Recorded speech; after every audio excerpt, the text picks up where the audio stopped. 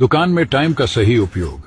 दुकान में जब ग्राहक नहीं होते हैं तो कुछ लोग फोन चलाने लगते हैं और कुछ लोग गेम खेलने लगते हैं, टाइम बर्बाद कर देते हैं और वे वहीं के वहीं रहते हैं। लेकिन जो सच में दुकान करना चाहते हैं वे लोग खाली समय में या तो बुक पढ़ेंगे या फिर दुकान के बारे में वीडियो देखेंगे, दुकान की वीडियो बनाकर सोशल मीडिया पर अपलोड करेंगे और अपने प्रोडक्ट का प्रचार करेंगे। वही लोग सही से अपने समय का इस्तेमाल करते हैं और सफलता पाते हैं। फॉलो करो ऐसे ही बिजनेस टिप्स के लिए।